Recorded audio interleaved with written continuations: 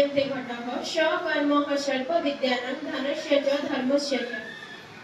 ଏହାର ଅର୍ଥ ହେଉଛି ଜଳ ଯେପରି ବିନ୍ଦୁ ବିନ୍ଦୁ ହୋଇ ପଡ଼ିବା ଦ୍ୱାରା ମାଠିଆଟି ପୂର୍ଣ୍ଣ ହୋଇଥାଏ, ଠିକ୍ ସେହିପରି ପ୍ରତିଦିନ ଅଳ୍ପ ଅଳ୍ପ ପଢ଼ିବା ଦ୍ୱାରା ଜଣେ ବ୍ୟକ୍ତି ବିଦ୍ୱାନ ହୋଇଥାଏ ଓ ପ୍ରତିଦିନ ଅଳ୍ପ ଅଳ୍ପ ଧନ ସଞ୍ଚିଲେ ଜଣେ ବ୍ୟକ୍ତି ଧନୀ ହୋଇଥାଏ।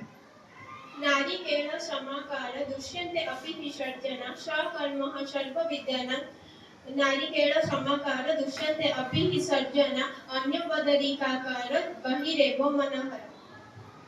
ଏହାର ଅର୍ଥ ହେଉଛି ସାଧୁ ଲୋକମାନଙ୍କ ସ୍ୱଭାବ ନାରିକେଳ ପରି। ନାରିକେଳ ଯେପରି ବାହାରୁ ଶକ୍ତ ଓ ଭିତରୁ ନରମ ହୋଇଥାଏ, ଠିକ୍ ସେହିପରି ସାଧୁ ଲୋକମାନେ ବାହାରୁ ଶକ୍ତ ଓ ଭିତରୁ ନରମ ହୋଇଥାନ୍ତି।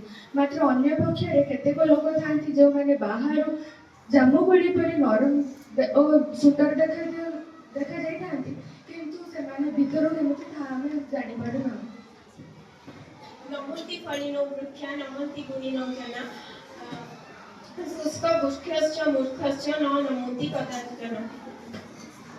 ଫଳ ଦେଉଥିବା ବୃକ୍ଷ ସର୍ବଦା ନଇଁ ରହିଥାଏ, ଠିକ୍ ସେହିପରି ଗୁଣୀ ଲୋକମାନେ ମଧ୍ୟ ନଇଁ ରହିଥାନ୍ତି, କିନ୍ତୁ ଶୁଷ୍କ ବୃକ୍ଷ ଓ ମୂର୍ଖ ଲୋକମାନେ କେତେବେଳେ ନଇଁ ନଥାନ୍ତି।